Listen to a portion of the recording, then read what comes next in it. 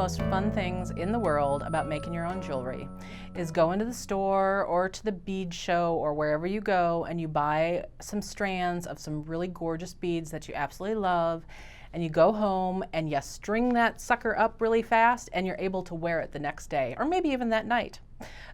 Stringing a simple one-strand necklace is a lot of fun, and it's basically instant gratification. So I want to show you how to do that because not necessarily everybody knows this already, and it's something that also I utilize some with my bead weaving too. So sometimes I will do some bead weaving and stringing in the same necklace. So I wanted to make sure that your techniques were good when you're doing this, because you want your jewelry to look as good as it can possibly look, right? And you want it to last for a really long time. So let's take a look at what I'm going to use here to make this little necklace that I want to make. So I've picked myself out a really gorgeous clasp.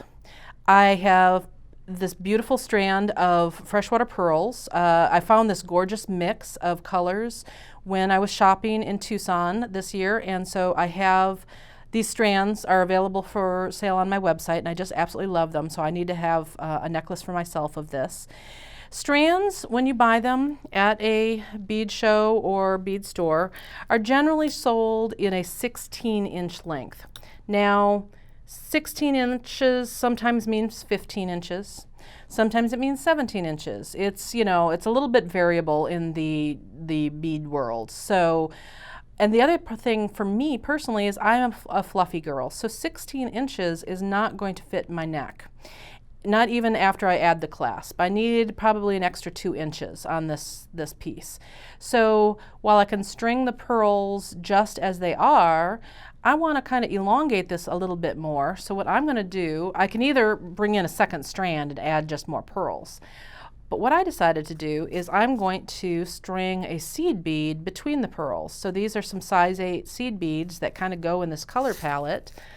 And so we're going to add some of those in also. This is the most simple form of stringing, where basically I'm going to alternate. One pearl, one seed bead, one pearl, one seed bead. You can get a lot more elaborate, and I'm going to have some videos about designing stringing projects, but this is just to kind of get you going with your very basics. Beading wire. I have an entire video about beading wire, but I wanted to pick something that was as sturdy as it could possibly be, but also fit through the pearl hole. That's always kind of the running thing is pearls, freshwater pearls have smaller holes than most beads, so you do need to make sure it's going to fit through the bead hole. In this case, this happens to be 0.019 soft flex, and I picked this bronze color. It's this, I think it's called antique brass, because I thought that would fade nicely into the background with this color combo. So I've picked my beading wire, which means now I know which kind of crimp to use. I'll use a 2x2 crimp, which is kind of the workhorse of crimps. I'll use the 2x2 crimp because that works perfectly with my beading wire. And I know that my pearls fit on it, and I've got my clasp. So we're ready to start. And what I'm going to do here is we're going to attach the beading wire to one half of the clasp first. And what we'll do is we're going to string a crimp, and we're going to take that beading wire through the hole on one side of your clasp. It does not matter which side. And then I'm bending this beading wire over and I'm stringing it through the crimp again. So now I've created this little lasso, okay? Oops. Well, I'm trying to show you, I'm pulling it out. There we go. So I've created this little lasso. I want to leave a little bit of a tail here. Now this is a pretty generous tail, but so I can actually shorten that up some. And I want to cinch the crimp up to the finding. That's what the clasp is called. It's part of a finding. That findings means all those materials that you use to put your piece together. So a clasp would be a finding, the crimp is a finding, ear wires would be a finding. So it's kind of those type of things. Okay, so here is, I'm going to show you how to use the official crimp tool. And what the crimp tool is this. And it's a type of pliers that's especially made for crimping the tube crimps. There are different types of crimping tools given for different types of crimps. This one works for the 2x2s. They also have what's called a micro crimper. It's the same exact function, but it works with the 1x1 crimps. And then there's also bigger crimpers that works with the 2x3 crimps. Although I think you probably could use this particular crimp on the 2x3s. I haven't tried it, but my guess is you probably could. You'll notice that there are 2 divots down here in the bottom of this crimper. And then there's 2 divots on the top, but the 2 divots on the top are different. So what we're going to do here is we're going to work with this back divot first. What happens when you do this is it's going to take your crimp. Actually, I'm going to use a piece of paper to kind of to illustrate this. It's going to take your nice tube crimp like this. So there's your tube. And it's going to create 2 channels. It's going to bend it down in the center like this. And so you'll have a channel down the center, and then your 2 beading wires, you should have one in this rounded part and one in this rounded part. That is a perfect crimp for the first step. Then we're going to move this to the front part of that crimper. We're going to look at the crimp now from this side, and we're going to smush those 2 halves down. So your first step is to create the 2 channels. And then your second step is you'll turn it on its side and smush them down so it's flattened. Okay, so that's our plan here. You get better at this over time. So I don't want you to freak out if you screw up a couple of crimps here and there. Here's what I'm doing as I'm cinching this up towards my finding is I want to leave enough play in this so that this finding, this clasp, can still move. What I don't want to do is cinch this so far up and get it so super tight that this doesn't wiggle much, because that puts a lot of stress on that beading wire, and this would be a point of wear and tear, and your beading wire is more likely to break if you do that. So you do want to give it a little bit room to breathe, okay? The other thing that I'm doing as I'm doing this is I'm getting these 2 wires to sit side by side. And you kind of have to just eyeball it right where it is coming out of the crimp here. And so now I can tell that I've got these sitting side by side nicely. We're going to take this crimper. Remember, we're using the back part, the back one first. So we're bringing it in. We're putting it in that groove, that back groove. So there I am in the back groove. And then I am crimping it down. There we go. And if I've lived a good and pure life, there we go. One is in one channel and one is in the other channel. So what we're going to do now is we're going to put this on, I'm just bending, I'm turning it at a 90-degree angle is what I'm doing. So that I'm now got that, indented part on the side. And now I'm bringing it to the top half of that clasp, the front half of that, and I'm bending it over. And once I smush that down, there we go. So now it's nice and flat and compact. There's where you can see the 2, oops, come here. There we go. You can almost see it, but this is where the 2 channels were, and they're smushed together now. And this is a very, very well crimped piece, okay? Now that's the fancy way of doing it, and this is, I think, the best way of doing it. I took some flack recently when I mentioned on Facebook that frequently, but not frequently anymore, but I used to just take a flat nose pliers and just smash my crimp down. That's the old-fashioned way of doing it before the crimping tool came on the market. You would just flatten the crimp over your beading wires. You still can do that. It will not be quite as secure as using the crimping pliers, but it's still a valid way to do it if you don't want to have a whole extra tool. But I do like the crimping pliers quite a bit because it creates a very professional look to it, okay? So here's the thing. We've got this doubled piece of beading wire here now. The thing is, where one strand of this beading wire goes through the pearl hole, two will not.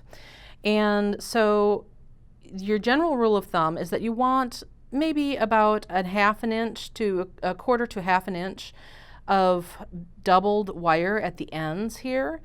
The benefit of that is, were this crimp to fail, if you've got a little tail here that then as this crimp were to fail and it started pulling out, you've got a little bit of time to catch it before the entire piece starts failing and your beads start falling off. So that's the benefit of it. However, if for some reason you cannot get a bead that fits over both of those strands in your piece, then you can still cut this little piece right at the bottom of the crimp. It just means that if it's going to fail fast, okay? So that's the rule here. So I'm going to see if I can't get maybe one or two of these size 8 seed beads over both. I don't know that I'm going to be able to, so I may end up having to just cut that little guy. Let's see here. This part's a little fiddly. Yeah, it's not going to fit through both. I just happen to, so in this case, what I might, oh, hey, I think I'm getting it. Nope, see, that's deforming it.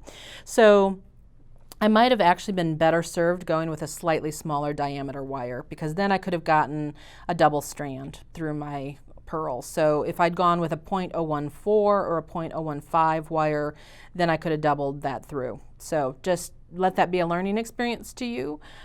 That's where you do have to take into account your materials. Okay, so what I'm going to do, my backup plan is I'm just going to cut this very close to the crimp. And these are my favorite, one of my favorite wire cutters. These are Tronics wire cutters. This is an investment piece. You can certainly get wire cutters that will work for less price, but this is kind of like the creme de la creme of tools. So cutting beading wire with this is like cutting it with butter. And I've had this tool now for about 8 or 9 years, and it's still just as sharp as it was the day that I got it. So I love it to pieces. Okay, so at this point then, you're just going to string your beads, and you can string them in whatever order you like.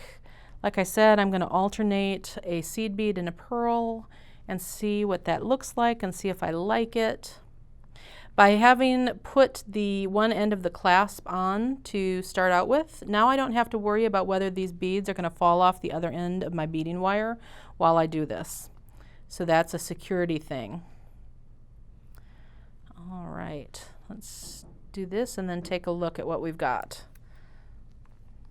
Oh, look how beautiful that is. Isn't that amazing what a difference just putting a single seed bead in between there is? It just kind of pops it. That is going to be gorgeous. So I'm going to make a Barbie bracelet right now because I don't want you to have to sit here and watch me do this, and I want to show you how you'll end off your piece. And it's pretty much what we had done in the first place, which is we're first going to string the other crimp.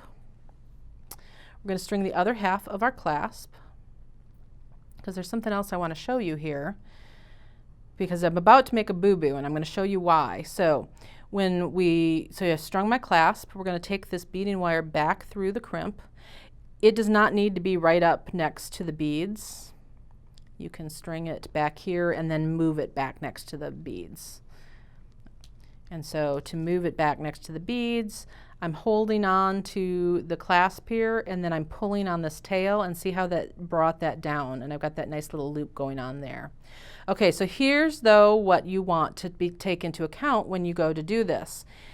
You're going to need anytime you're using a toggle, this section right here is going to have to be skinny enough that it can actually go through the hole in the rounded part of your toggle. In this case, it may or may not.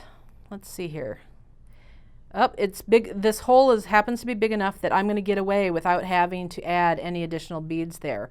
But sometimes what's going to happen is On the bar end of your piece, you'll need to add maybe a couple of extra seed beads and elongate this little section so that your bar will go through your toggle ring. So that's something that you want to check before you crimp that off, because once you crimped it off, to fix it, you're going to have to cut the whole thing apart and redo it. Now, of course, that's one of the joys of stringing, is that nothing is permanent. You can always cut it apart and redo it. That's something I absolutely love about the stringing technique, is it doesn't take that much to redo it. But I just want you to watch out for that whole bar thing, because you do want to make sure that that's going to go through. So be sure you check that. So here I am. I've got enough wiggle room in my loop right next to the toggle closure there. I've got my 2 wires that are coming out separated. One is on one side, one is on the other side. You can see where this is going to be a little more difficult to do my closure here, because I've got all this other stuff in the way now, right? So here we go. I want my crimp to be nice and close to the beads. Bring that down, maybe tighten this just a little bit. So I'm futzing with it a little bit. Okay, there we go. We're using the back part of the crimping tool first, making sure that those wires are separated. There we go. And the way I was holding it, the indent is going to be right there. So there's the indent right there. We're going to turn the indent on the side so that we can squish it down and fold that indent in on itself with the front part of the crimping tool. And there we go. So now it folded it in half. Super secure, super fabulous. We're going to come in there with our cutters. Be very careful to only cut the wire that's coming out. I have more times than I care to admit accidentally cut the wire that was connecting the whole thing together. And look, Barbie has a bracelet. Is that not adorable? So if you're at the shows anytime soon, you may see me wearing this full necklace, not Barbie necklace. I'm going to turn it into a full necklace, and you may just see me wearing it there. And you'll say, I totally saw you making that. So super easy to do basic stringing. And it's very satisfying. And it's a good way to use and really showcase gorgeous, gorgeous beads, because there's so many gorgeous beads out there. So I will be doing a series of videos on stringing and how to do designs and coming up with all sorts of cool stuff for you to do because we want to play, don't we? Have fun.